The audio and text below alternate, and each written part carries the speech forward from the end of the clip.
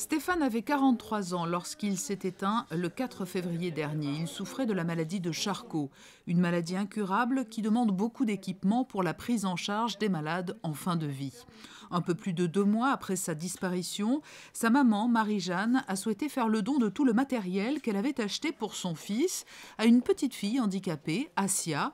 Une belle rencontre rendue possible grâce à l'intermédiaire de l'association des enfants de Francky et le CHPG. C'est vrai qu'il disait toujours tout pour les enfants, tout ce qu'on peut faire pour les enfants, on le fait maman. Et quand il voyait ses collègues arriver les unes après les autres avec leur bébé, il était dans un bonheur et il me disait il m'a expliqué, va chercher quelque chose, offre-leur quelque chose. Et je crois que de là-haut, il doit être fier. C'est un don très généreux et vraiment on remercie infiniment, surtout pour le parcours qu'elle a eu, la maman, pour tout ce matériel donné avec le cœur. C'est vraiment très gentil. C'est très pratique pour elle, confortable et vraiment ça va aider vraiment toute la famille et Assia bien sûr. Hein.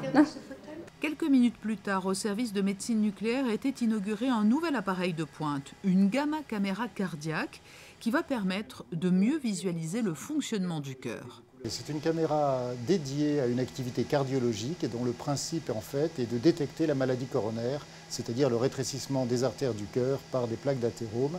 Et ces tout nouveaux détecteurs utilisent des technologies totalement originales qui permettent d'avoir des détecteurs compacts, comme vous le voyez. Cette machine ressemble beaucoup à un fauteuil de dentiste. Vous voyez un anneau, un demi-anneau en L qui est plaqué contre la poitrine du patient et qui permet de faire extrêmement rapidement des acquisitions cardiaques de très haute qualité, de très haute résolution, avec un temps d'acquisition qui est divisé par 3 par rapport à un matériel conventionnel. L'examen se pratique immédiatement après une épreuve d'effort sur un vélo pendant lequel le traceur qui permet de faire les images est injecté sur le patient. Cet équipement de nouvelle génération n'est installé pour l'heure que sur une dizaine de sites en France.